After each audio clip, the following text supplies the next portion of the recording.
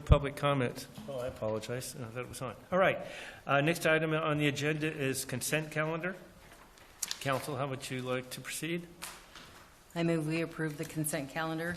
Second. It's been moved and seconded to approve the consent calendar submitted, and the consent calendar this evening is all allocated towards grants. And so we have received a grant for $11,000, $54,000, $32,000, $5,000, and $2.1 million.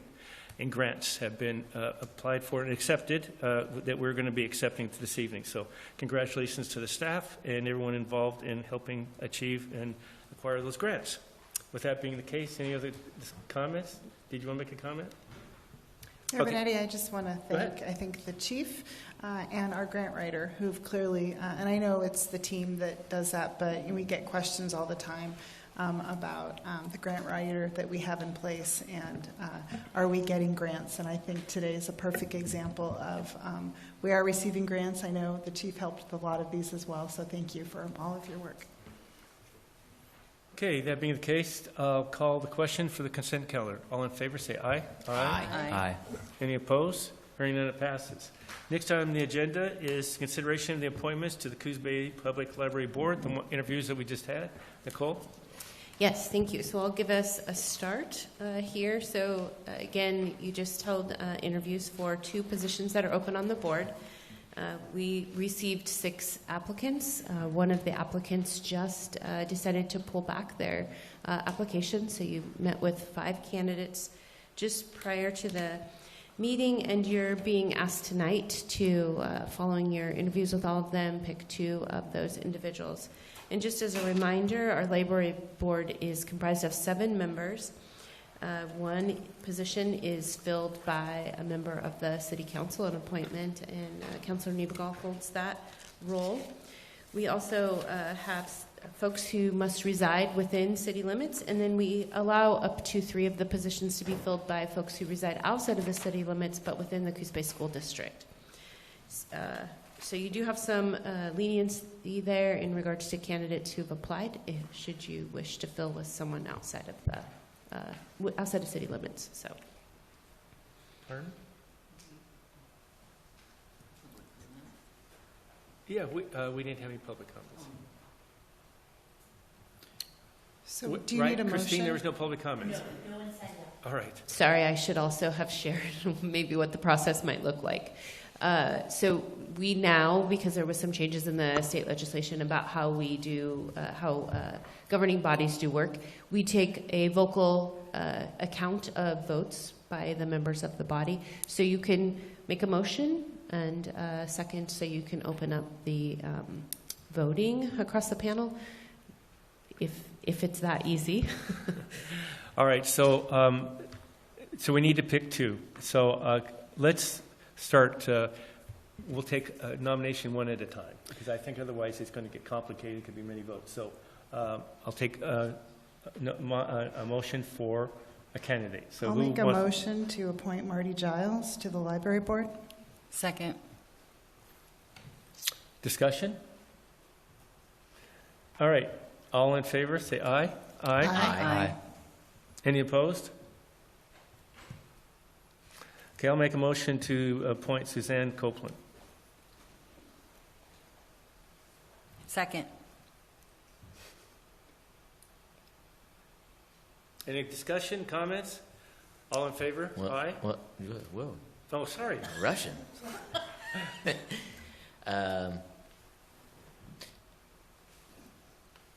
I think it could be really easy to just go a certain direction. Is there any other way to do this?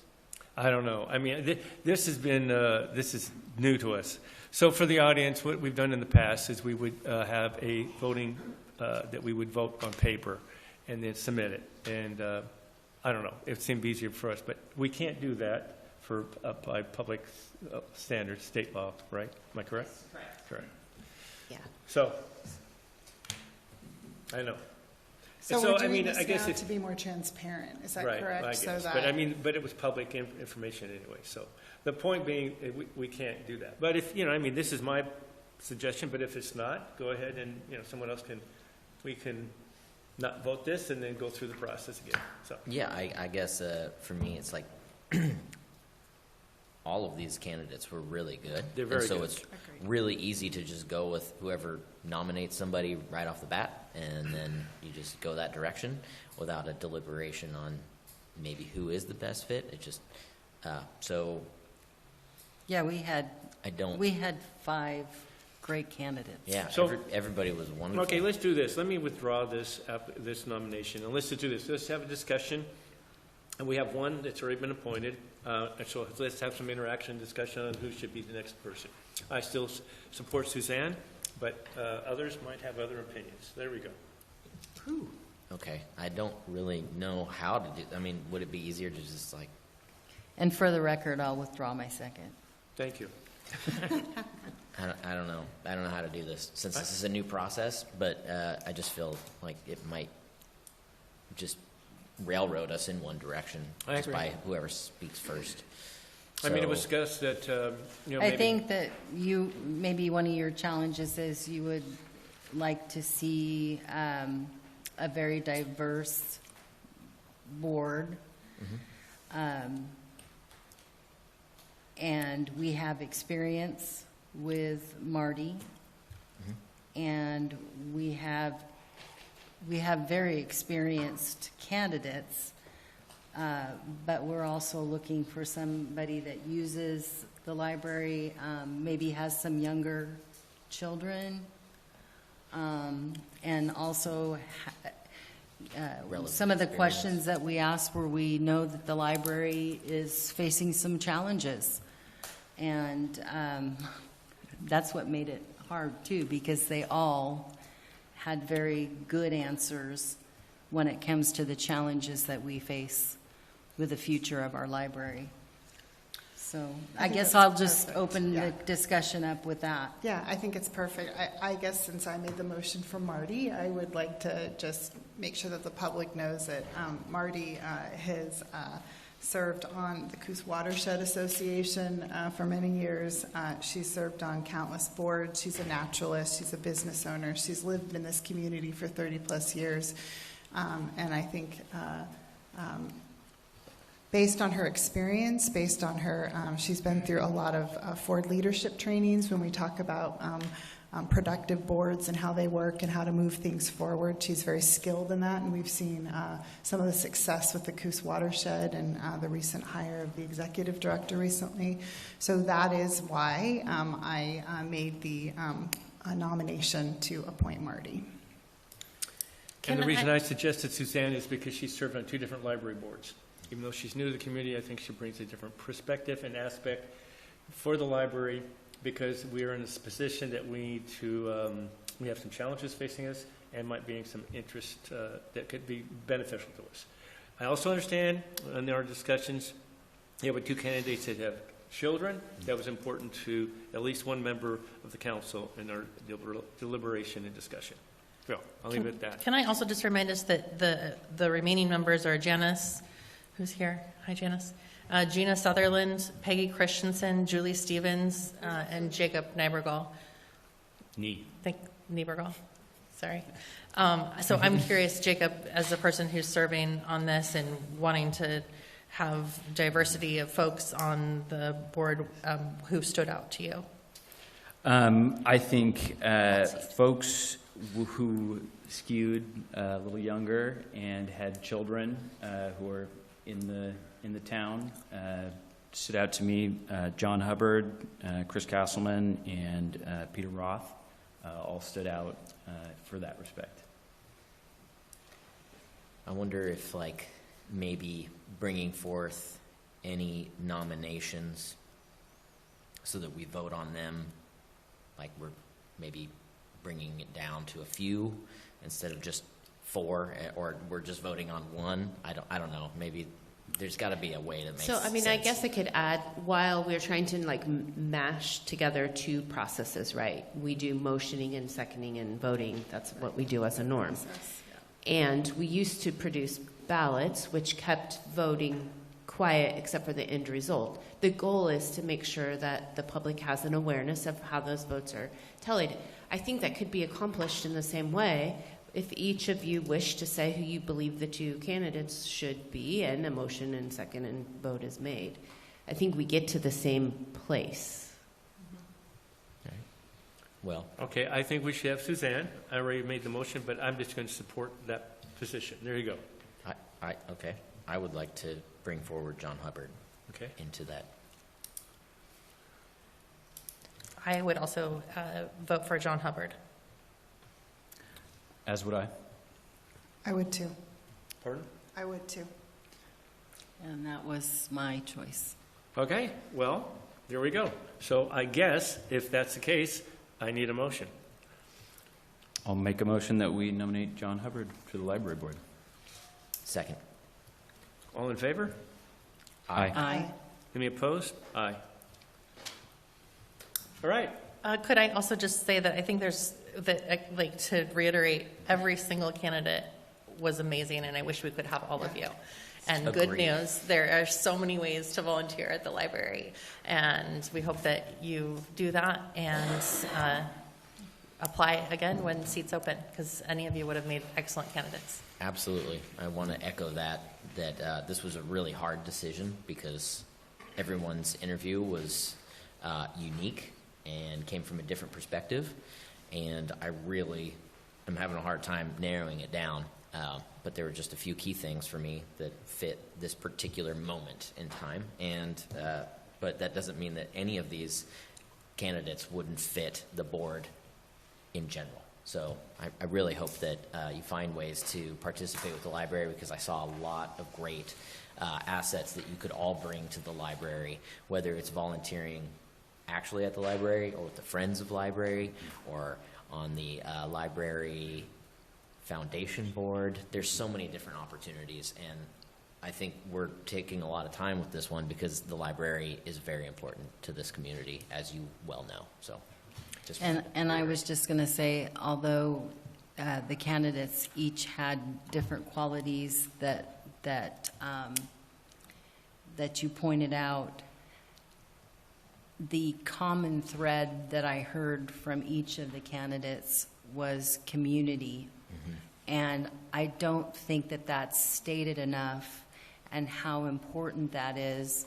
And Janice has said it countless times, that one of the first things, and somebody said it in their interview, one of the first things that people look at when they come to this community as the leader of the Visitor and Convention Bureau, and dealing with relocations, is, do you have a library, and how important that is. And that was a common thread through every one of the interviews today. Excellent candidates. It gives me great hope for the future of volunteerism in our community, and I appreciate you all so much. Anyway, I want to thank Suzanne, Peter, who are both here for applying. John, congratulations, and also Marty, who's not. But I also thank the other applicants, Chris Castleman, who also applied. So thank you so much. Please stay in touch. Please volunteer. It's important. Get involved. Thanks. yes, thank you all. Okay, next item on the agenda is a public hearing to consider enactment of an ordinance repealing Ordinance 509 and replace comprehensive ordinance establishing a vacant and blighted property stabilization program. Mouthful, Nicole. It is a mouthful. So we presented this originally to you in early June with the intention that we would bring this back at a later date once we gave the opportunity to a couple of our community groups to kind of weigh in. The goal with this is to hopefully get us over the hurdle of the growing number of vacant and blighted properties we have in our community, to hopefully flip those back into usable status. And part of that can be done through encouraging our property owners in a little bit stronger of a way. That's the intention behind this, to create a mechanism for us to track. So we'll have a registration process for vacant and blighted buildings. And then we'll also have a mechanism to allow our code compliance officer to work with those property owners through fees or fines, which sometimes is what it takes for folks to come to the table with some solutions on how to put their building back in use. So that being said, we sent this draft ordinance out to our Downtown Association, to the Empire Coalition, and a newly formed or revitalized group in Eastside, just to get some feedback. And basically heard, they're interested in whatever they can do to help support this work. That may be just identifying properties within their, various areas that they all operate, but definitely supporting, upping the game a bit to encourage better use of these properties. So what we're presenting to you tonight is the same thing you've already seen. No changes were made to that. And should this move forward, we will come back with amendments to the city's fee schedule based on the information you're seeing again tonight. So that will come at the next meeting.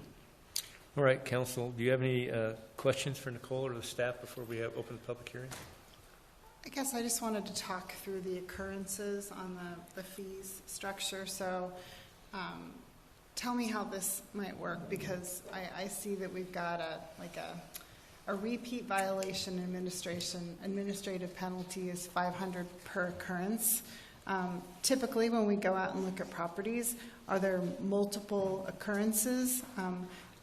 And the reason I ask the question is $500 is not going to get people to step up and take care of their properties. So can you walk me through how this might work so that we get someone's attention and that they will address their blighted properties? Yeah, so there's various elements of the actual ordinance itself that create occurrence, right? So there could be some different challenges with the property, and so we would address each of those potentially as independent items. But then there is language, and I'll just see if I can find it fast enough. But it could be a per day kind of things. If this stays out of compliance, depending on the level of non-compliance, right? Health and safety is really concerning. So, and then, there are some longer things. They have 30 days up to 90 days to kind of come in compliance, depending on what those kinds of things are. So this gives us a little bit of leeway to work in the various spectrums we have with blighted and vacant properties and property owners. So how we approach most things when we put new rules and regulations out there is an educational piece. We've done some preliminary education with some of the property owners that we know already are in this space, just letting them know we're going to look at things a little bit differently in hopes that they would, maybe be able to take some action before this becomes a finable situation for them. So, What's the feedback been?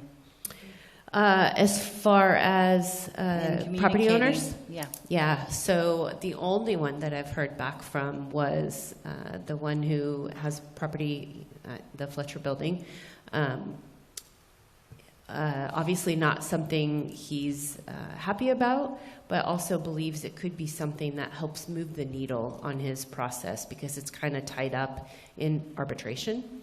So these fees and fines will add to what he's already kind of, being held accountable for, and it could help move that a little bit. So there's actually a shift in that decision making. So I'll just tell you that this is my concern, is some of those things may be out of the control of the property owner, in particular his situation. And I have been in a situation before where my owner of property was facing fines. And again, it was out of his control. And I want to make sure that, consistency and having leeway doesn't affect this guy over here, but not this guy over here. But then also at the same time, when we have situations where, there's something out of someone's control that we can work with maybe that owner and the place where they're having problems as well. Yeah, and I would like to say I think we have a team that does that already, right? We are used to kind of balancing that based on this circumstance. We know we have parameters, right? But there is leeway in here to deal with that, property by property, owner by owner. Also trying to stick to a standard. This is what we hope for our community, and you're a part of it, so we'd like you to participate at that, at a level that's reasonable given your circumstance. Well, and I too want to say that, you know, if they end up paying a fine, then they're not investing that in the property.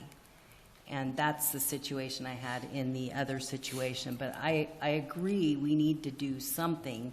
We've tried the working thing. We have staff that's been working very hard. But I just don't want the hammer to be too heavy that we take away from the investment that actually gets the building taken care of. I think we have some buildings here that, and to your point, Stephanie, I think we have tried. I think we've tried for a long time, since 2016, and we haven't been able to move the needle. And I think this is a program that is been instituted in other communities. So this isn't something new to the state. And I'm hoping, to your point, maybe it will help move the needle so they can invest back in the property stuff, because I think that's quite honestly what we want them to do. And we're just helping them get there quicker. And it's taken a really long time. Yeah. And I think we've tried the carrot, which is apply for some urban renewal money, apply for a grant. Like, here's all the resources we can help you with city time and capacity, and that hasn't worked. Agreed. And so we got to go to the stick now.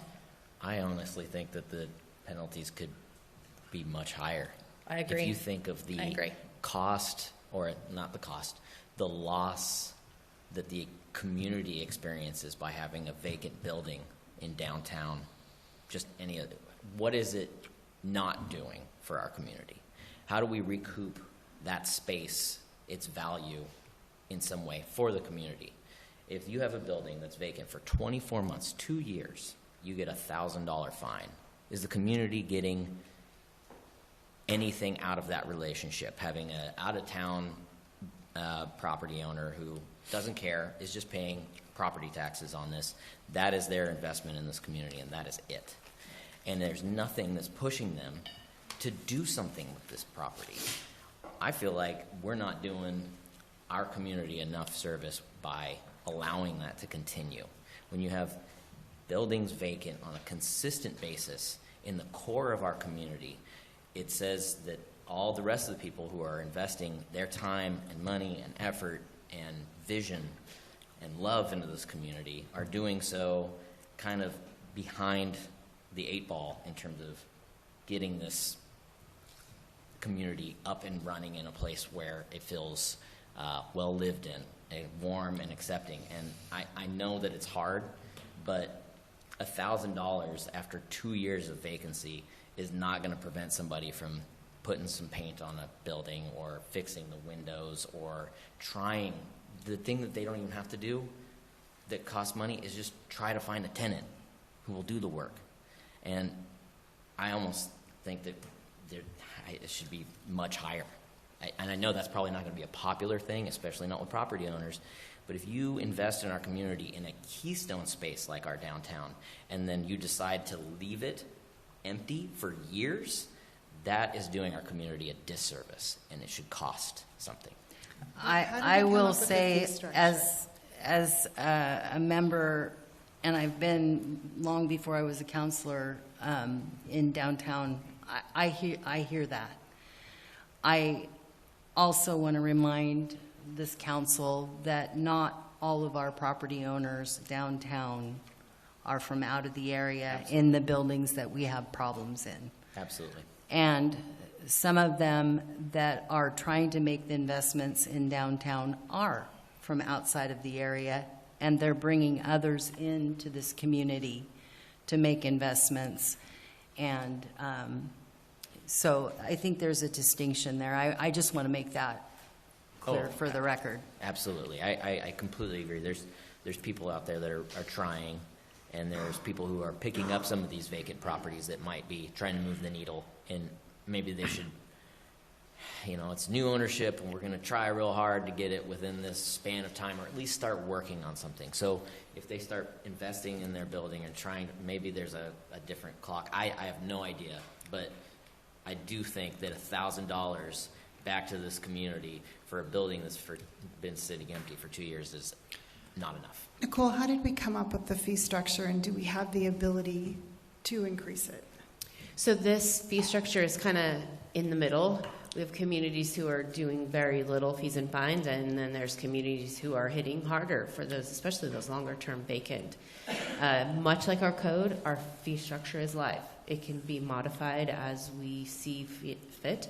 That can go up or down as you see fit, and it could be triggered by success or failure of the program. Right?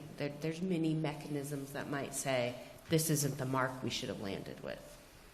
So this council can decide if we wanted those fees increased, is what I'm hearing Yep. you say. Absolutely. But I think this is a good starting point. It's a stick, and it gets us going. These are living documents. We can up that if it's not working. But this gives us a stick to say, hey, you got to do something.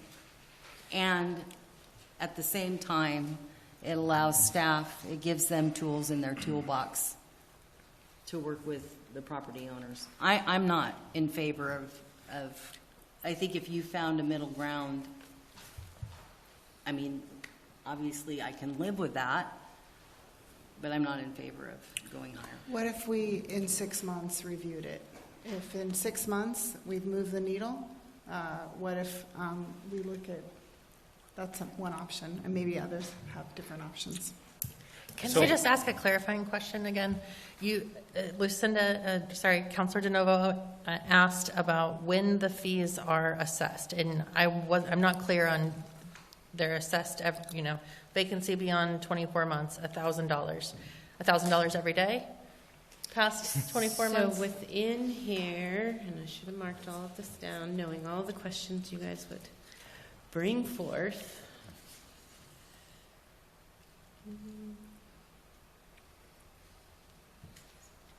Gosh.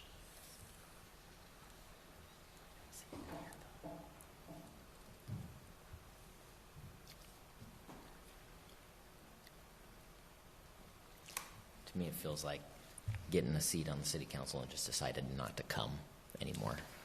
Like, what does that do for the community? This is a position that is needed, and all of these buildings downtown are important to our downtown viability, livability, vitality. I don't know. I mean, if it was up to me, I'd probably be like, empty building for 24 months? That's $20K. I'm not joking. I mean, what? It would make them Seriously. decide to sell, potentially. You put it at 20K, right? and you'd be like, it's 20K. If you start doing work, you can have that 20K back. Well, and I think that's my question, because if it's every day, the fee is assessed after 24 months, that pretty quickly could reach that number, right? Pretty quick.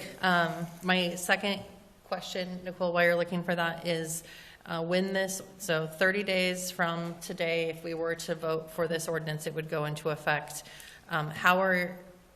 So then is it day one for the blighted properties that exist right now, or the properties that we know have been vacant for 2 years, all of a sudden this gets assessed? So first off, within the code itself, 8.55.120, each day a violation continues after notice may, so there's our space, right? May, not shall, constitute a separate violation. So each day you have the ability to.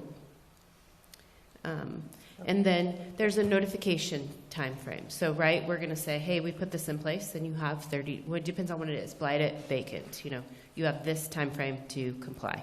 And after that, we state, here's what happens. You have a fee and a fine, whatever that, a vacant one has to register. You have a period of time to register, failure to register. Yep. So we'll start working this. There are some we want to just educate. They may not know, like this, and what is our intention? It isn't necessarily about feeing and fining. It's about putting these properties back into use. Right. The program itself, if done well, puts those back into use pretty quickly. We get compliance. We get folks who see that investment in community is the key. We might have folks who it takes a little bit longer, and it's going to fund something we could later come to you and say, we have these dollars that are available that might help support a new property owner who doesn't have funds to invest and does feel it's outside of their control. We could then support with these dollars of this program, some reinvestment in buildings. So there's a lot of ways this could go, and this is the beginning. We're creating a path that could maybe transition some of these properties. So when's the 24-month start? Today? We know there's buildings that have been vacant, so tomorrow, or 30 days when this comes out, they're definitely not in compliance and going to be fined. Am I correct? That is path we could take, assuming we follow all the steps. So we have a notification process. Right. So 30 days, then we need to send notification. Right. We need to follow these guidelines. But yes, if they're Okay. not in compliance. So let me just weigh in on this. So it's unfortunate, first of all, we have to do this. Second of all, I agree with Sarah. This is taking way too long. I agree with Carmen. We are not charging enough, and I hope that this stick is big enough. Because my frustration is that we have out-of-state owners that don't care. And I'm going to call them slumlords. And they are impacting our downtown and our community, not just downtown, also in Empire. I've watched it happen out there and other places. And if we don't stop this, it's going to get worse. And I'm going to give you an example. I've been, unfortunately, around here too long. The Lockhart building, where we have the 3rd Street parking lot. We had an owner that collected rent until it was falling apart and we were going to condemn it. He left the country. We were stuck with a $500,000 bill. That was then. And then we had to put another $1.5 million into that parking lot to make it something that was good for the community. That affected $2 million for the citizens here that we had to absorb, which is ridiculous. We have another downtown building that was offered $1 million in urban renewal funds and Main Street program, and he basically said no. Now, that's where I got a problem, and this stick, I don't think is going to be big enough, and I agree with Carmen. How do we get them to move forward? Because if we end up having to acquire another building downtown, the cost is going to affect us, and this building I'm referencing would not just be that building we have to take down, we'd have to take down probably the whole block. And someone that has a property down there told me, we don't need any more parking. And they're right. We need more commercial businesses and people that are willing to participate. So that's my concern. I know there's a balance. I'm just not sure how we get there, but anyway. So, Jacob, do you want to make a question? Yeah, earlier there was a reference to a property owner that said having these fines could help move the needle and force something out of arbitration. I'm wondering if we did adopt this, could we do as a city a little bit more research on what makes that move for trusts or property owners that happen to have the particular set of constraints that ours do, so that we can better address the next stick to be more in line to move the needle even further? Sure, I think that research is 2 points, right? What has maybe worked outside of here and what we see working here as we work this program. I mean, I think those are 2 pieces, So there's maybe a short, quick answer, but I think a long-term answer is how is what we're looking at working in our community and doesn't need to go up or down as we work the program. Yeah, and I think what I didn't say very eloquently was, can we reach out to, I don't know, maybe other cities that have similar landlords that haven't moved and get their perspective on what moved the needle for them? Because I don't know if that's been part of that our wasn't process. something that I asked. It was more, what did you, and my assumption is whatever their fee structure is what is moving their needle. So those high and lows, you're going to find that across the board. Hitting that middle ground was kind of what I thought, like that's a good place to start, right? And if we need to, we can modify it. Okay. But I didn't ask that specific question. I have just this assumed, you landed with the number because it's working. Yeah. Okay. And I have to be, I just have to be the one, I'm sorry. But just the vacancy beyond 24 months, I think when we get to the point where somebody is like, I'm getting fined, I'm getting this stuff, I just got to fill the space. I think that we need to be careful about the unintended consequences of doing that, because you can completely change a downtown by what you recruit there. And we've seen it over the years. You've been here a long time, so have I. How downtown has become more of a business district as opposed to a retail, and you need a good mix of both. But if somebody is just filling the space because they're going to get a fine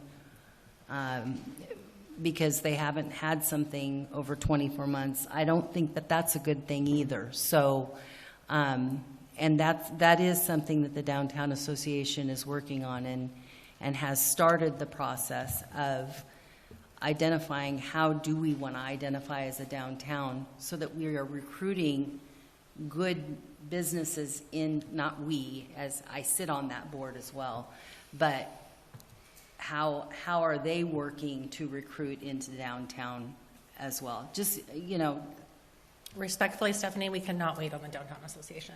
We got it like this. I didn't say to wait on them. Which is- I'm just saying They're that not doing we have to be careful of unintended consequences, Sarah. Sorry. Well, and I think there's a possibility that might kind of rectify some of that concern when we think about what is the building currently zoned for, what has been its past use, what are they asking it to be used for. We know we have a process for that. So that might help some of that. It won't help all of it, right? Some places will continue to be used in very much the same way they have always been, even though it's not highest and best use. It's not in the mix we want.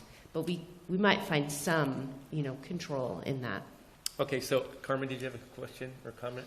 And then after that, I'm going to open the public hearing, and we can come back and deliberate more. I don't know if I have a full-on motion yet, but Well, we got to have a public hearing first. okay, yeah. I'm looking at maybe a percentage of the assessed property value that we tie. So it's not a specific fee, it's specific to the value of that building. So if you have a gigantic building in the middle of downtown that you are not using and you are not fixing, it's going to cost more. If your building's worth $1 million and you have a percentage of that, it's coming back to this community somehow, because right now the cost is being borne by this community already. And like you said, we're going to be on the hook for when we eventually have to take it over, demolish it, build, God forbid, another parking lot on an empty building lot. I don't want to do that anymore. It's too much money. The community has already spent too much on fixing other people's blighted properties. So I think we need to start hammering on them to do this, and it's going to need a bigger stick. $1,000 on $1 million property.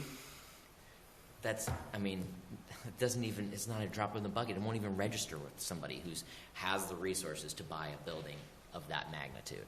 So I'm pushing. Okay, so now we're going to... Just a quick question. I'm sorry. Just one quick question. And that $1,000 is regardless of the size of the property? Every Yes, property would be currently. $1,000. Okay, so, Yeah. All right, so now you've heard a lot of deliberation already and interaction and comments. So now we're going to open the public hearing. So this is the time for anyone in the public or on virtual to make a comment about this ordinance that we're discussing. Anyone?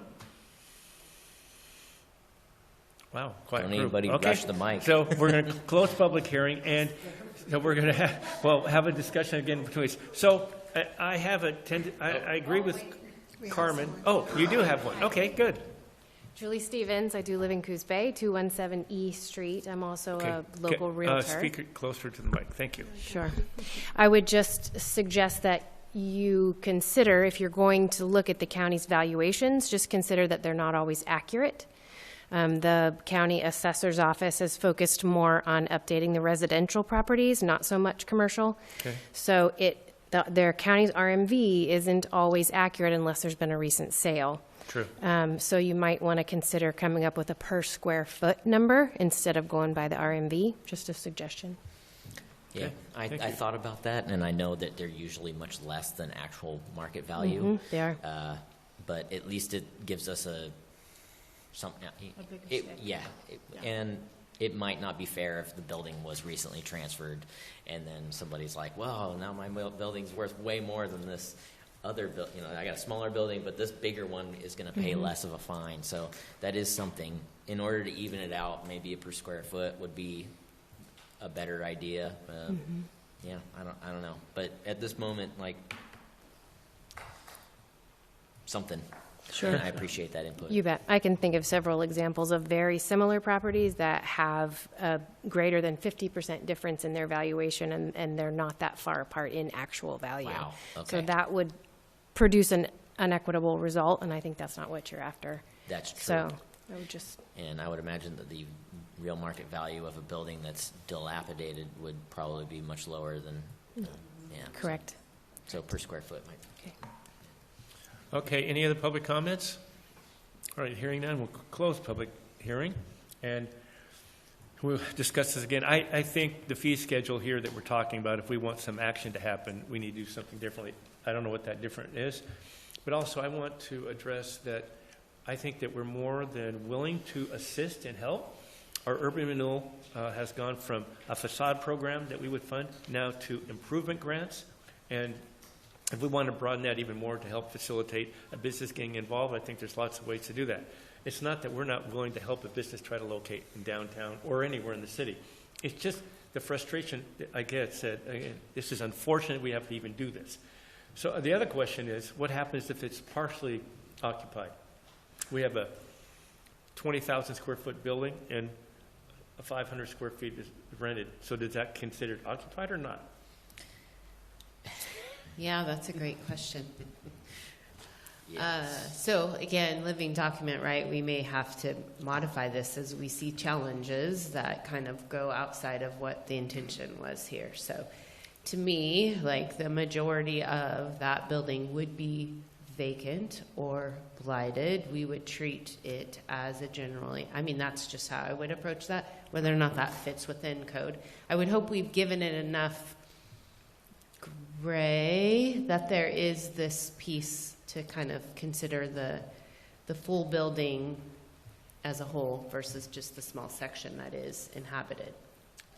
So we've opened all kinds of questions and considerations for staff, I presume. I don't know if council is ready to accept this. And the other thing is that I still think that we need to understand is that because one of the buildings has a small occupancy, and the rest of it, which is a huge part of it, is not. And that's one of our biggest impediments in this community, is this one facility. And the other one we just ran into is the not the American building, the one that used to be the Lemon Tree Bakery. And I don't know what the name of the building is now. So the city of Coos Bay condemned it, and we started looking into it and taking it over. Well, it got to the point where it's not feasible. There's $450,000 in liens against this building.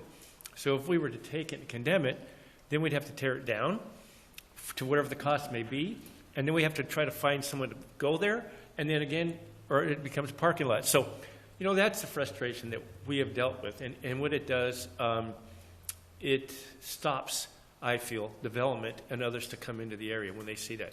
Who wants to put a business next to a building that's got tarps on it and plywood, and it's run down? Who's going to put a building next to it, right? That's a good question. Right? Nicole, I know that there's not full agreement, but I think there's quite a bit of agreement that the staff needs to go back and put together. I think this council wants a bigger stick, or at least an option to discuss a bigger stick. And I think there's a square footage. We heard that might be the option in which to do so. I feel like that's where we need to go. And I think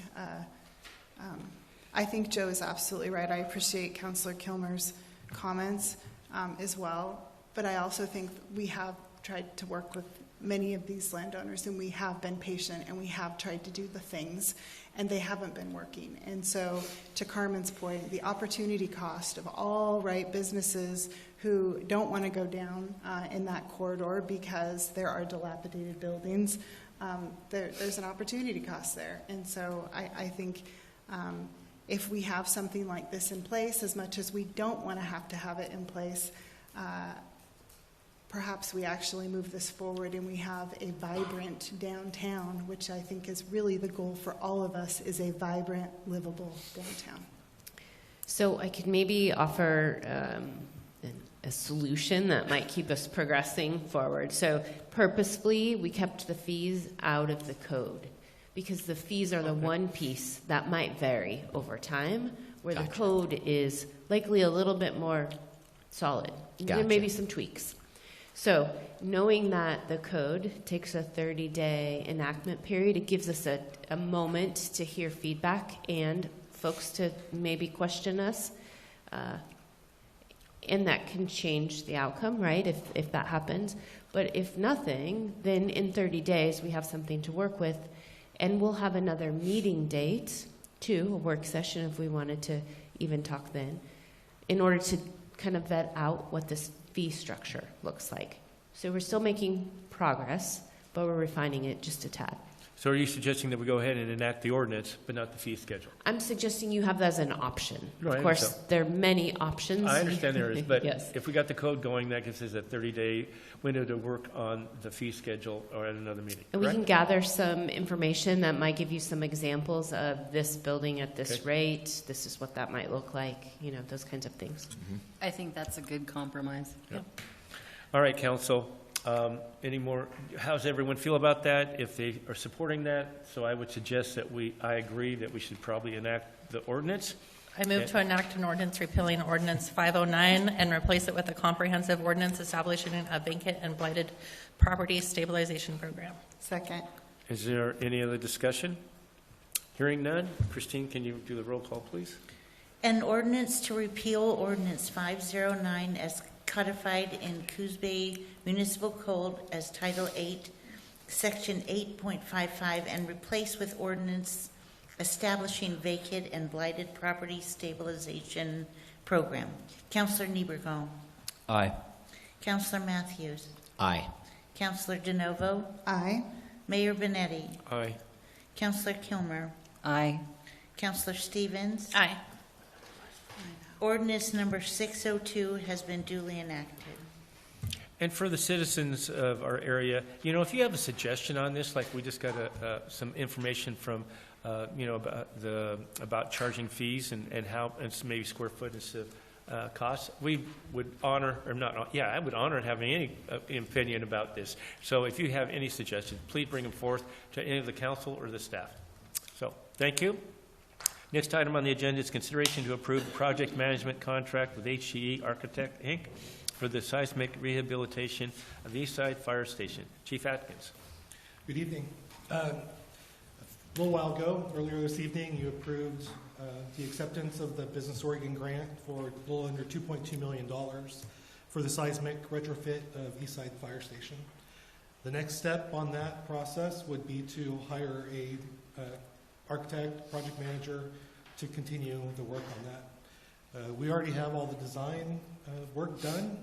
That was done 2 years ago, or over the last couple of years. When we originally got the grant award, there was only $1.1 million at that time, which was less than the bid contracts that came through. So HGE Architects is the one that did the original work on it. They've done a substantial amount of work already, including all of the design, all the seismic study, soil engineering. So instead of going out for an RFP, for a request for a proposal for this, we would like to enter into a contract with HGE to act as the project manager for this for $107,997. That includes a 10% contingency fee to cover any unknowns while we're doing this rehabilitation project. And Joe Slack is here from HGE if council has any questions for him. Any council questions for the chief about this project, or even the architect? Joe's here himself. Slack. Wow, it's always a pleasure, Joe. Anyone? Okay. With that being the case, I need a motion, please, to approve. I'll move to approve the contract with HGE Architects for the project management of the East Side Fire Station's seismic rehabilitation project in the amount of $107,997, which includes a 10% contingency. I'll second. Okay, it's been moved and seconded to approve the project management contract with HGE Architects, Inc. for the seismic rehabilitation of the East Side Fire Station. Is there any other discussion or comments? Hearing none, I'll call for the question. All in favor, say aye. Aye. Any opposed? Hearing none, it passes. Awesome. And Joe, I'm going to come down and talk to you about some suggestions for this fee schedule that we're going to be looking at. I had a couple ideas. Good, all right. Let's see here. Next item on the agenda is discussion regarding the downtown boardwalk maintenance project. Nicole? So I'm going to start us out, but I'll recognize that both Jennifer, well, her team, essentially, but Greg is here also. They've really been the drivers of this and probably are definitely the subject matter experts here. So we were proposed during the budget committee meetings this year to maybe pay a little bit more attention to the maintenance and upkeep of the boardwalk area.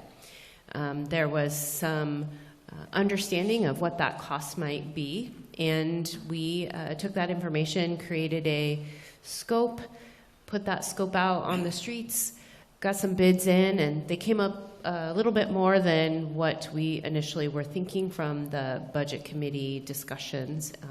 So we're here tonight with that result of that bid, and just an ask to say, are we comfortable with that? We found a funding source for that, and asking, we'd like to award that and get that work going in a more formal long-term way versus our interim solution. So we were ready for the big holiday that just came. And then I guess after that, I'd pass it if Jennifer or Greg had anything further they'd like to add. Otherwise, open that up to Council? you guys. Question for Nicole, Jennifer, Greg? Approve the motion? Just to confirm, this base bid is for 12 months, and you're suggesting we go with alternate one. That's correct. And alternate one is for 12 months as well. All right. Well, this is significantly higher than we anticipated, and being on the Parks Commission and knowing that our building and maintenance budget was reduced from $75,000 to $50,000 this year for the entirety of all of our properties, this is quite high for one particular location. That being said, this is a really important, keystone part of our parks or public spaces. I do think that this helps to alleviate some of the workload for the staff, which I think is appreciated. Although I worry about the sentiment that it sends to the staff in terms of we found the money, we got creative to put it towards put some money towards this project, but we're still kind of cutting the staff pretty short with the rest of the load in terms of the money that they need to complete their job. And we have high expectations, and they do a wonderful job. I'm amazed what they're able to do with the budget that they're given. So that being said, I don't know. I just want to put that out there, that this is, I think, something that is appreciated by staff, and I think it would land well, but there's also some disheartening sentiment that I think that could send, that we found money somehow to complete this work, but maybe not through the traditional parks budget. So that being said, I think we should make inroads to making this happen, but I kind of want to at least hear some support for maybe increasing the parks budget in the future somehow, some way, or finding creative ways to fund the project wish lists on the Parks Commissions and the Public Works Departments, to-do list, which is extremely long. I mean, there's so many things that we need to get done, from the wiring at the Mingus Park stage. We're just talking Mingus Park, which is another, I think, jewel of our community and always needs help. The little gazebo over there could use some work. We need playground equipment. There's all kinds of things that could be updated in that specific zone, and that's just one park. That doesn't include all of the parks that they're overseeing. So while I want to go forward with this so we have a beautiful boardwalk, I also am worried about how we're going to message this to our staff so that they are supportive in this direction and feel supported in what they're trying to accomplish. So I don't know what that looks like, but right now I do want to go forward with this because we've been working on it. So is that a motion? I don't know if it's a motion. Okay. It's a discussion. I want to just add, I appreciate you giving some additional information about what they're doing in other parks and what's not, what they're struggling with, because that was my question. I know it's an important piece, but at the same time, you're balancing Toppets Park, Mingus Park, and the boardwalk. And how are we balancing that? Because all of those places receive a tremendous amount of activity. Mm-hmm. But I think when when the public is going to look at us and say, you're putting this amount of money into your boardwalk, and we have all of this other stuff that should be getting done that maybe isn't. And I know it's a struggle. I appreciate the information. I hear what you're saying. Yeah. Not that it's necessarily my time to talk, but I'm doing it. So I would add, that's true. Of all of our parks, we have a list. There's a laundry list. We don't have the funds to do that. But I would recognize that we've recently put our grant writer to great leaps and bounds in bringing in dollars. We have a lot of work we just did in Mingus that was grant funded. Mm-hmm. We've done some work at Toppets with the kayak launch, and we're doing a fishing dock out there. And so trying to figure out how we kind of spread that wealth reasonably. Again, this is a lot of money. Is there an opportunity for us to come back with that, low bid contractor and say, hey, what are some things we might not do with this that could reduce those costs a little bit? I think that could be an opportunity. I just don't want to lose sight of acknowledging the great work that's already happened. There have been some significant projects that have gotten to take place. Do we have more? Gosh, tons more. But we're going to keep at it, right? We're going to keep looking for grants that fit those other projects. So I don't want it to be just disheartening, because I think there is great work that's happening. You guys have supported so many great projects, and giving us that lift with adding a grant coordinator was significant. So just 2 cents. So I think we should go ahead and support this. This is something that is bigger in scope than we anticipated, but staff felt it was justifiable because it went further down Tug Irene. I'm not sure we can do this year after year, and I understand, but I think this is a great start, and I would always want the boardwalk to now be maintained. And I can tell you that since we've been maintaining it and we've been contracting it out, and I'm going to guess that what we've been contracting out is more than what we're looking at here. It is so much more activity down there. Over the last couple weeks, I've walked, and I see people up on the Coos tug. I see them on the boardwalk. I see them in the pavilion. I saw a family the other day having a picnic with 20 people in there, which I have never seen for a long, long time. But because it's clean and it's inviting, that's what's happening. And that's what we want.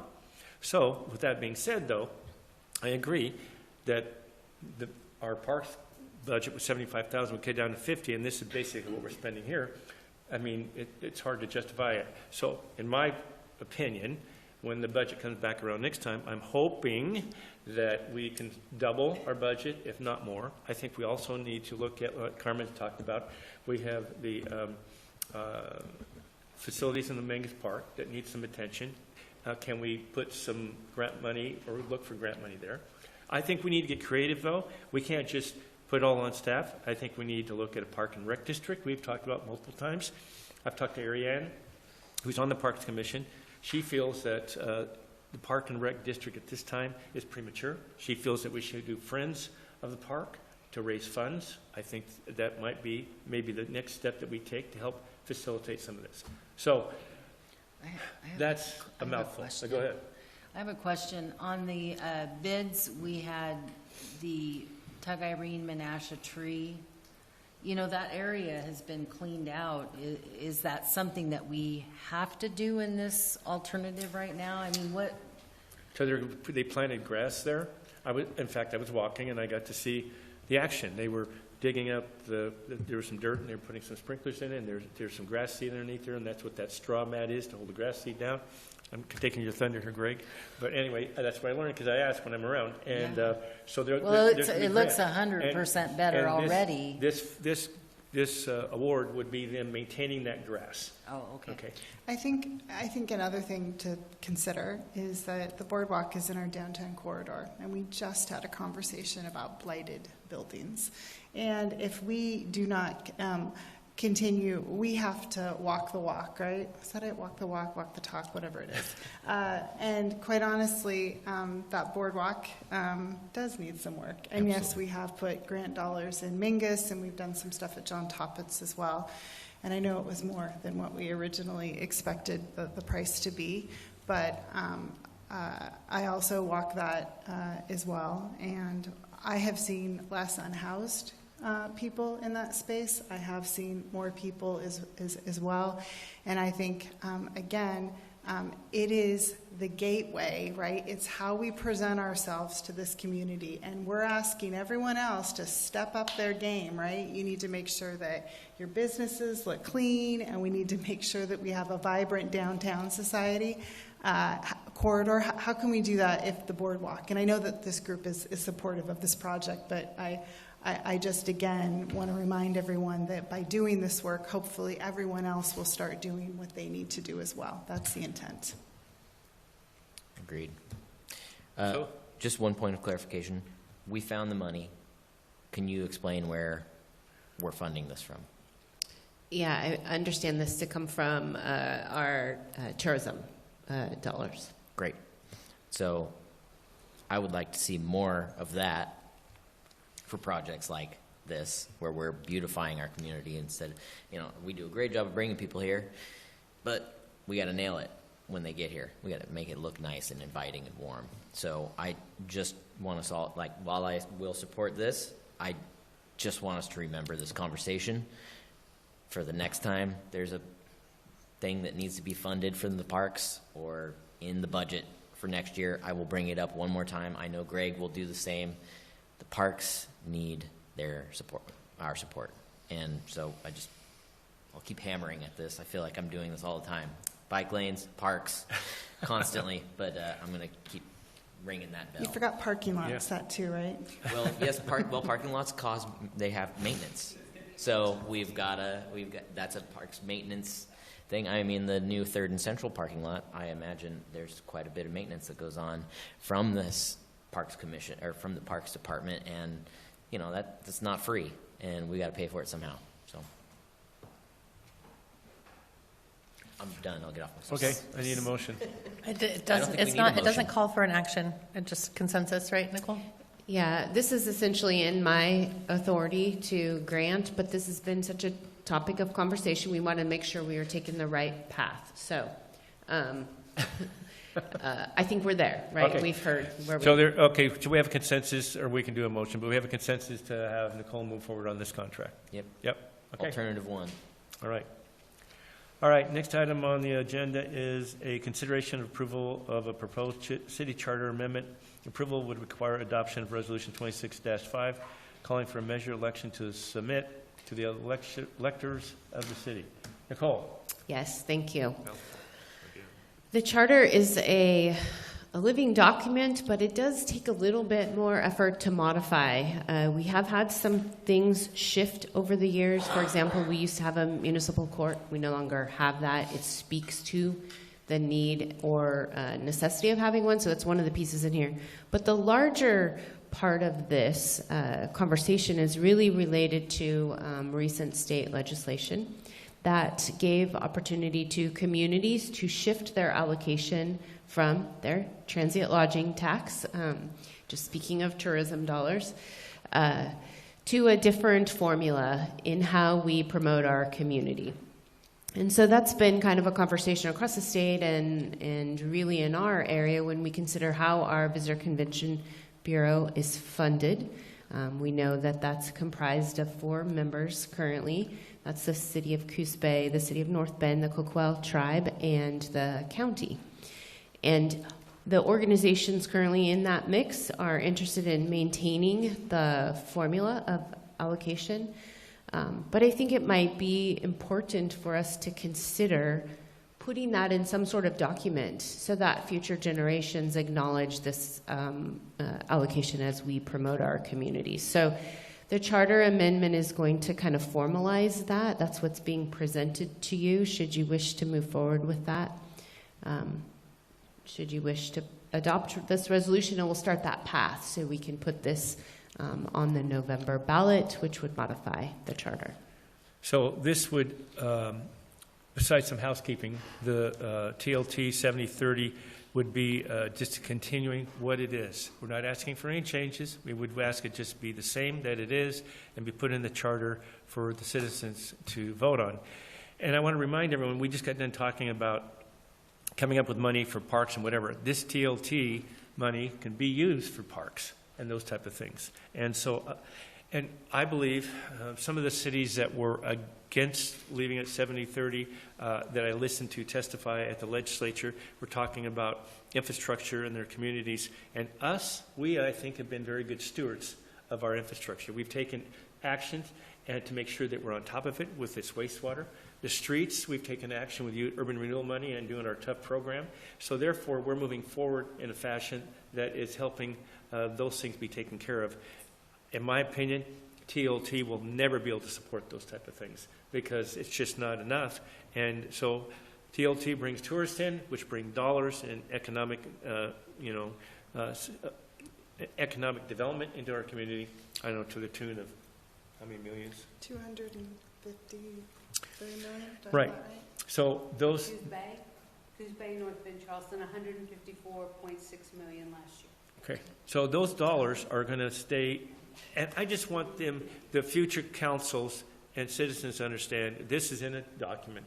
It can be changed, and they have the right, but it's going to make them think about doing it, and that's why I'd like to see this in this charter, and let's approve it. So, how would you like to proceed? I just think, to go back to Carmen's conversation as well, is if we do this, which as Mayor Benetti said, there is no change, right? We're just putting in writing what we're currently doing. We use those dollars to promote the area, and we've seen the impact, as Mayor Benetti and Janice just shared with us, and that will continue to grow. If we stop investing as much into the organization, we potentially lose visitation. And so we need those TLT dollars to continue to support parks and programs and beautify the region. So I think by putting this in place, it does exactly what we're intending to do. And as Mayor Benetti said, some of those opposed on the Oregon coast were from the North Coast, and their occupancy looks slightly different than ours, but no one is at full occupancy. So there's lots of opportunities to continue to drive more visitation in this community. Is there a way that we could understand how we've been using that 30% in recent past? So, yeah. First, this is kind of a little bit more complicated conversation, but that rule that said the 70-30 is a newer rule for tax rates that were implemented after the date, and I'm not going to remember that. 2003. So we had a tax rate in place before that, which had an allocation percentage. So the 70-30 is just for the new 2.5%. Mm-hmm. We use that to fund various things throughout the city. Some is people, so parts of staff are in that. That helps cover costs of supporting the various amenities that we have here. We also use it for projects that bring value to the greater community and draw people in. 4th of July fireworks, that's funded out of there. Our Christmas trees are funded out there. Those are things that we're hoping other area folks come in to participate in. So it's helping to support a bigger program than just maybe what promotion like our, but we also fund, that's where our funds for being a part of the Visitor Convention Bureau come from. Well, I want to clarify, I am in support of this split. I think it is good to reinvest our money into promoting this area to continue to drive visitorship here, which will help us build the TLT dollars. I just wanted to know how we're using them currently and how Yeah. we're stewarding that 30% in terms of the part that we have control over. And I will make a pitch for more park support in that. Yeah, so we're this again, I think Mayor Benetti said, we're just asking to memorialize Yep. this in a city document for currently how we divide that up. Yep. And that's the problem I have with it. We're tying the hands of future councils. That said, I just read an influencer that visited this area that talked about how we have a difficulty here in attracting, unlike we do for the North Coast, because we are so far rural. But I'm not a fan of tying the hands of future leadership of the council in it can be changed. It is very difficult to change a charter. I was in media when we had a charter amendment change, and so it's just for that reason. I don't think that needs to be in there. I think we have the latitude.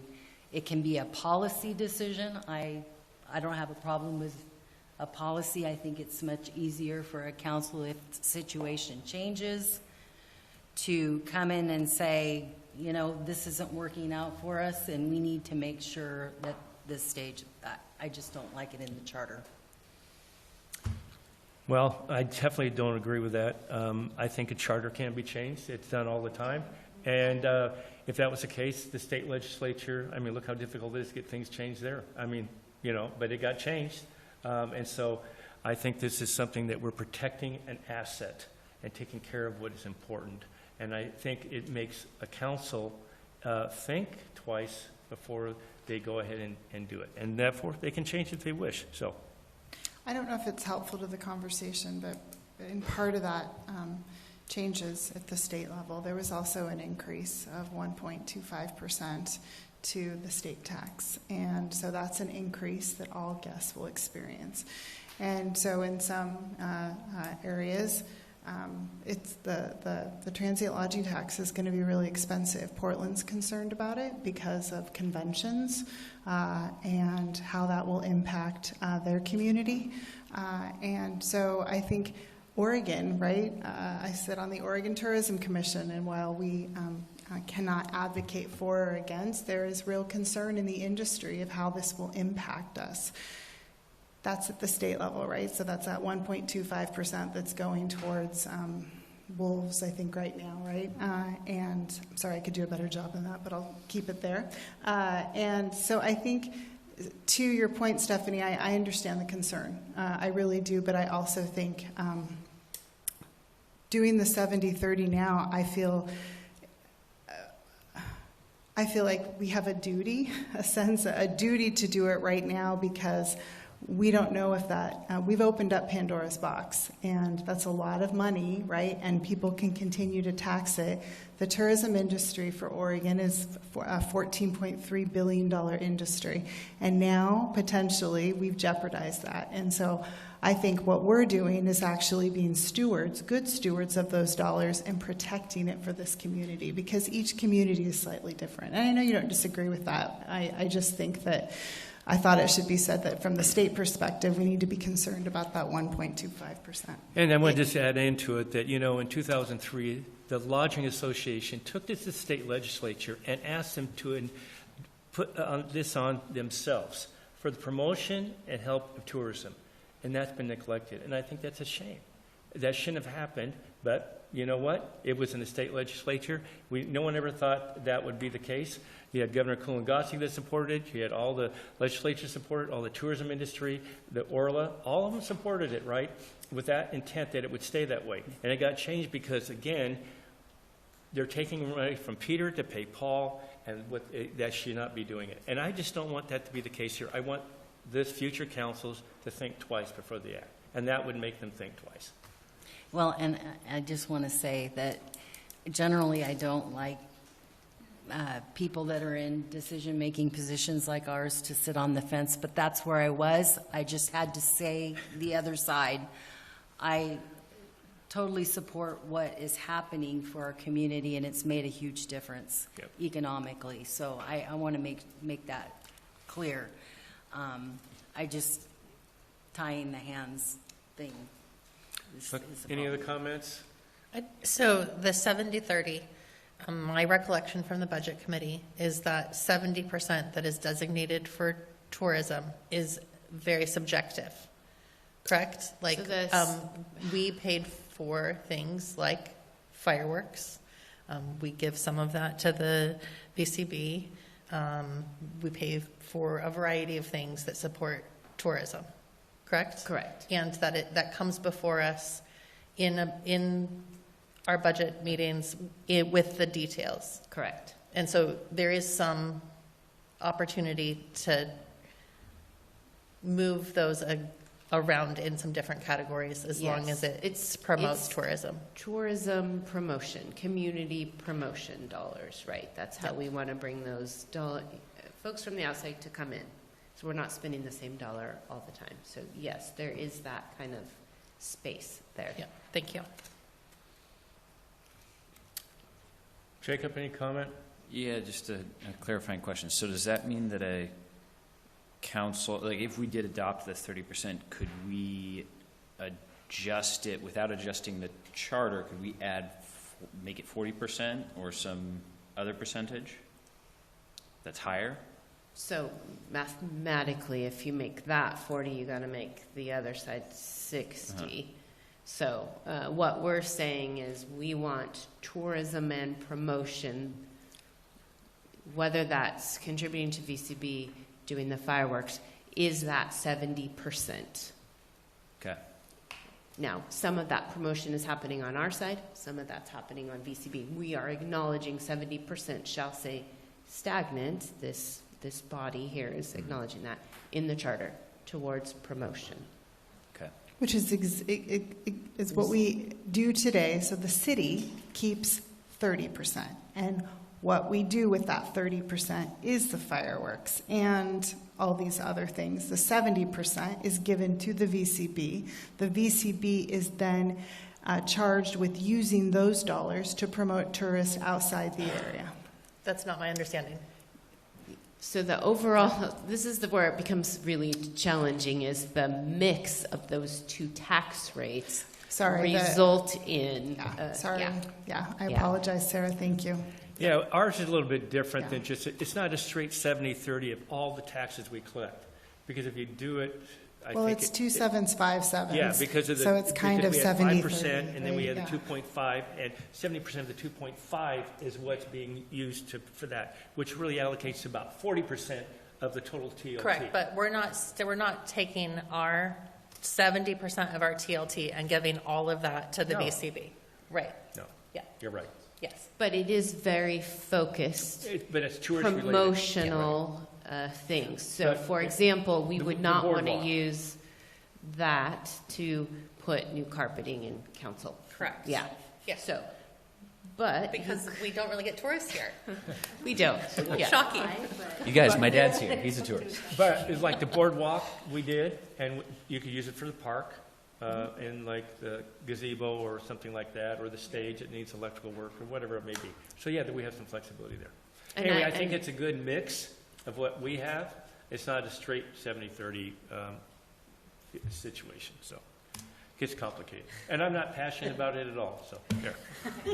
Okay, I would move to approve the proposed changes to establish charter provisions governing the use of the transient lodging tax revenues, make the position of municipal judge optional, and authorize the establishment or discontinuance of a municipal court by ordinance, revise candidate qualification procedures to reflect the municipal judge changes and remove obsolete, unnecessary, and outdated language, and adopt resolution 2625 to place a ballot measure on the November 2026 election. Very good. Do we have a second? Second. Okay, been moving second to adopt resolution 26-25. Okay. All in favor, say Oh, wait, discussion? Oh, yes, of course, I apologize, yes. Like a we haven't had discussion. enough of that. Yeah, right. We So haven't just, discussed anything yet. just for clarification, and you stated it in your motion, this will be placed on the ballot measure and the public decides whether or Yes. not this charter amendment Yes, you're absolutely correct. happens. And I just wanted to make that clear.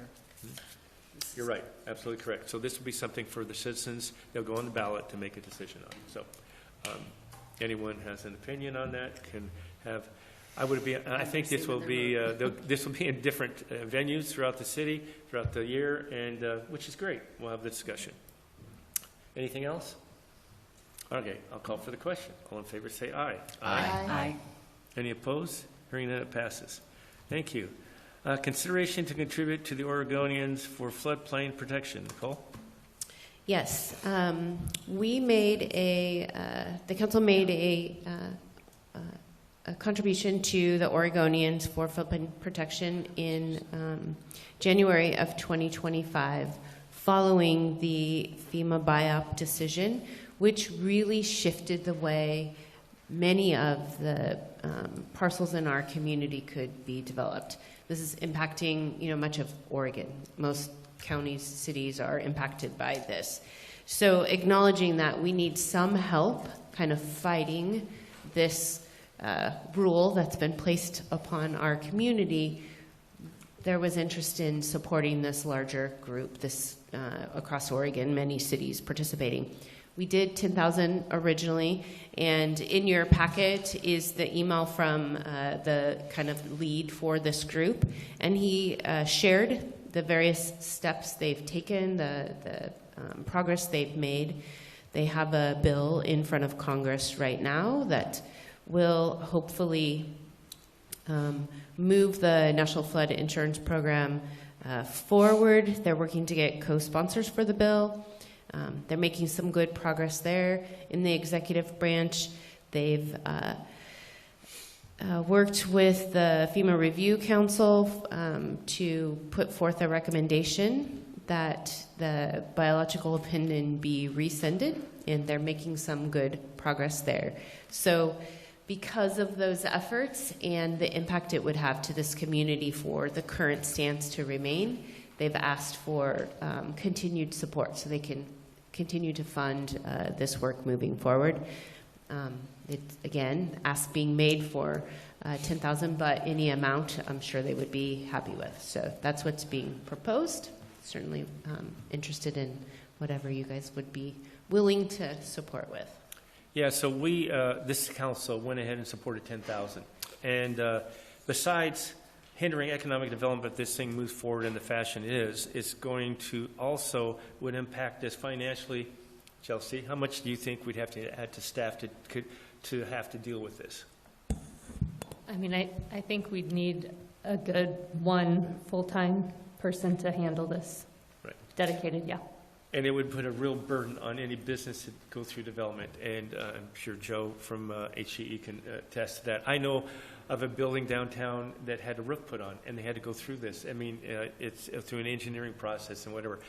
So the cost to the business that are established and how it would affect and hinder any economic development that we do in this, our floodplain area, would be horrendous. And so I'm glad that they were able to push back on FEMA and got them to stop right now, and they're in negotiating with this Molly Lawrence is the attorney. They're negotiating with her right now, and moving forward, hopefully they can, in my opinion, it'd be great if the whole thing went away.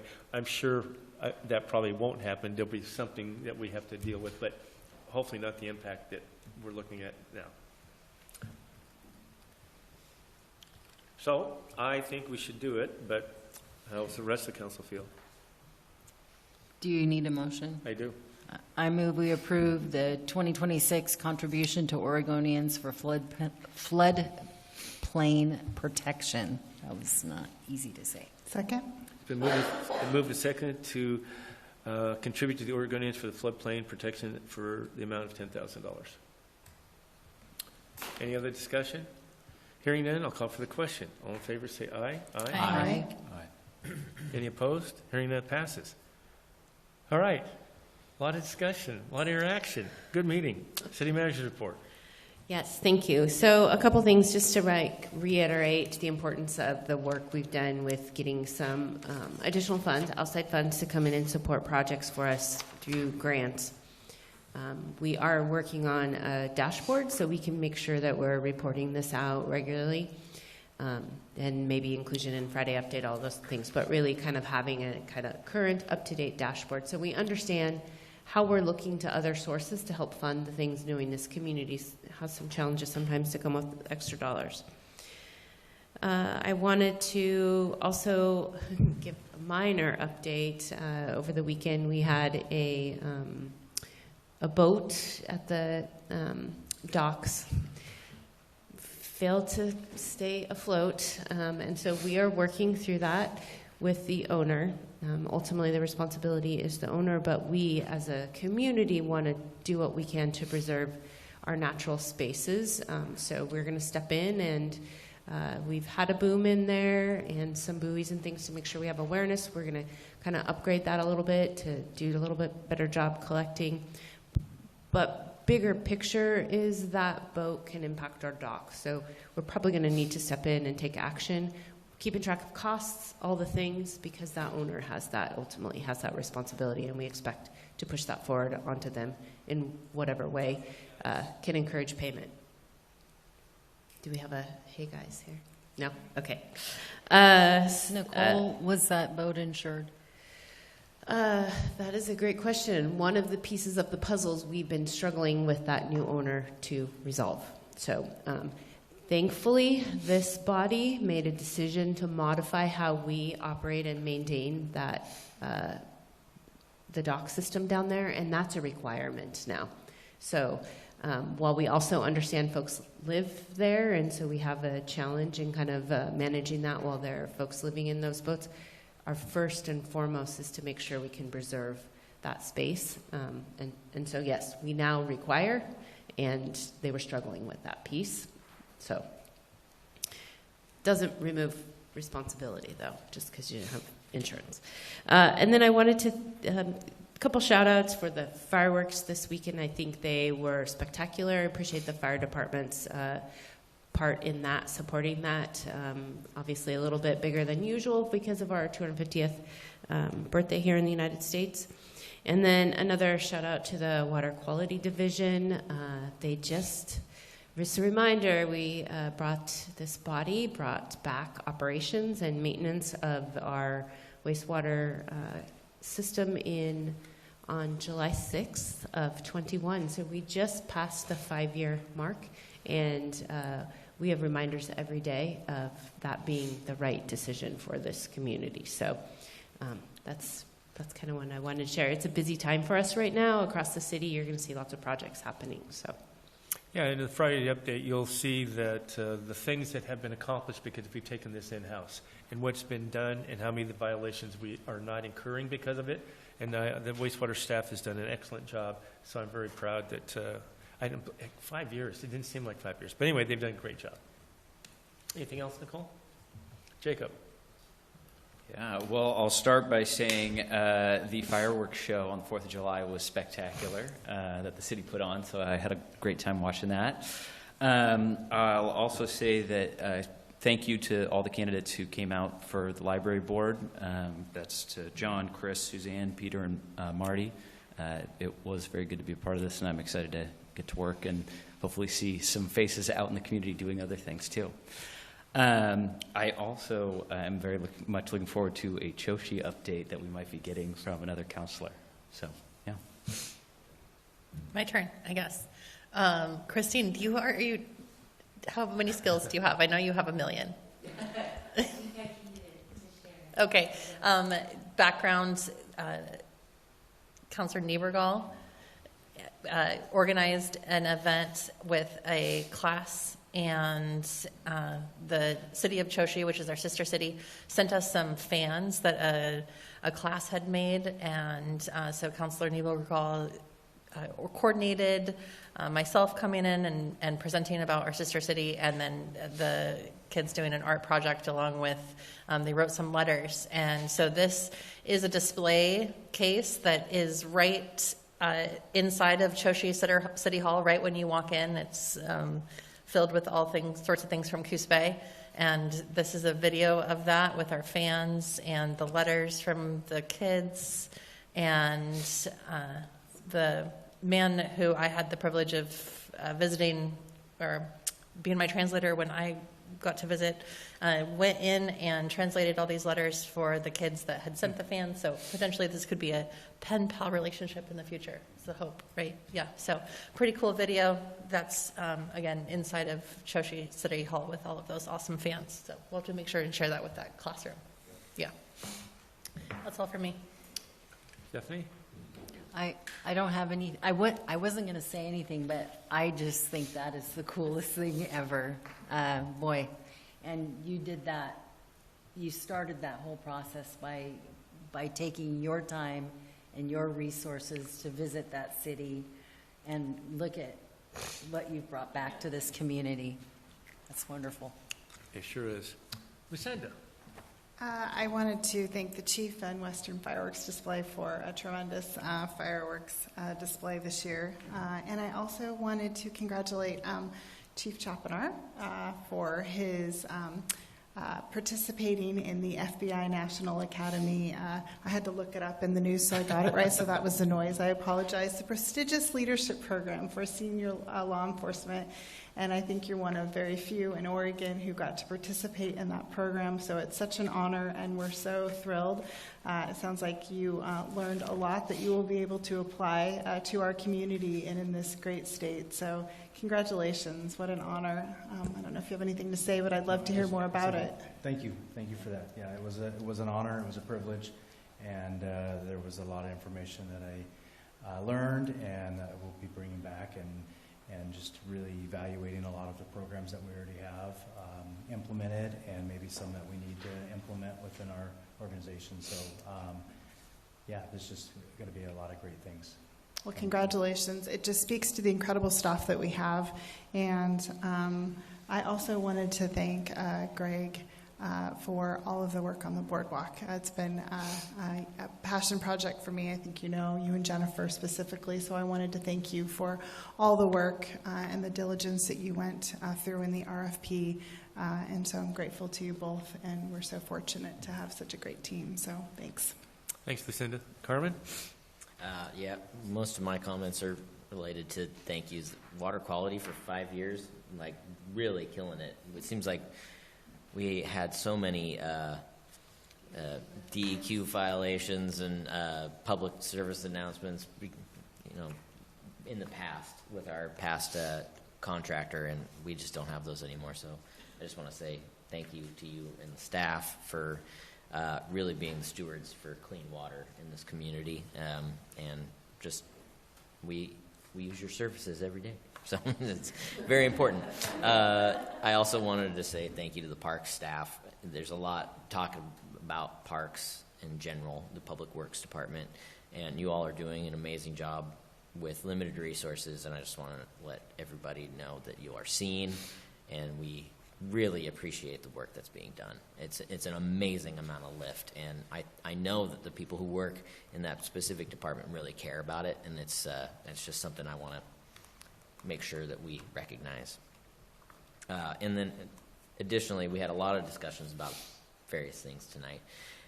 In general, the staff has been so supportive of like listening to what we have spilling out of all of our pores at all the time, and it's just amazing that you all can make things coherent and cohesive and digestible for us all. So thank you to staff for doing all this work and pulling things together, RFPs, and it's just it's a lot of work, and I just want to say thank you. And the fireworks finale was really, really good. So I saw that from our Marshfield Cemetery, which is a wonderful place to view the fireworks. Oh, wow. Yeah. So it was open for that night, and I saw Cricket Souls down there. She was greeting everybody and letting them know what's happening, and it's a wonderful space to see it. So I hope everyone had a good 4th, and just that's all I got.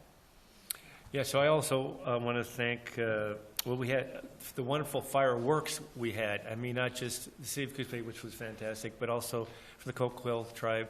Coquille Casino and Resort, who put on their show. It was wonderful, and it brings a lot of people into their area. And I know they're appreciative. We had a little bit of delay, but it turned out to be wonderful. I heard many compliments about it, and it's wonderful when you go out in the community and they're very pleased with what's going on. Also, I was involved in the July 4th activities of the park, and I want to thank the participation of the police department, fire department, and the library, who had booths there.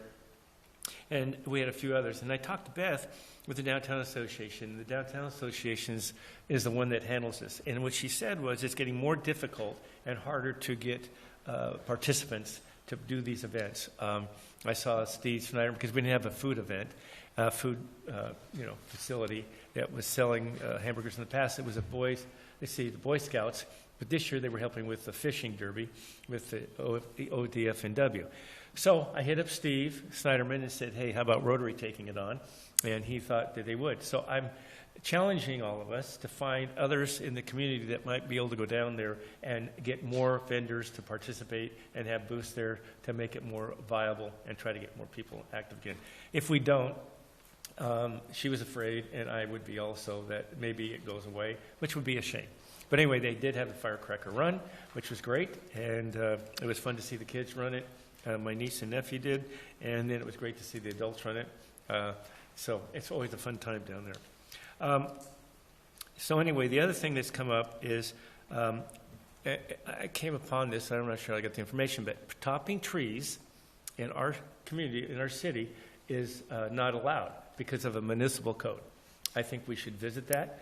I think there's an opportunity for our tree committee to review these. So just to eliminate no topping, when I think there's an option that can be thought about, I think that we should consider that. So I would like to see the municipal code come back to the council for consideration and staff's suggestion on whether we top trees or we don't.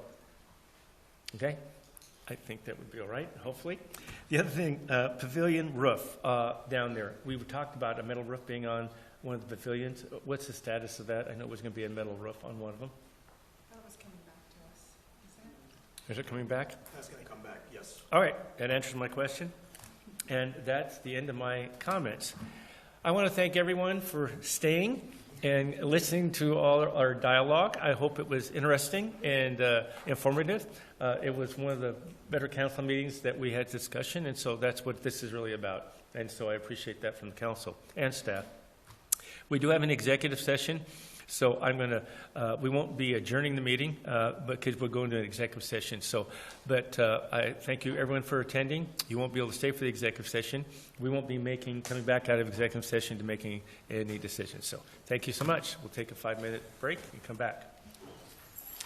City Council will now meet in executive session pursuant to ORS 192.6602E to discuss real property negotiations.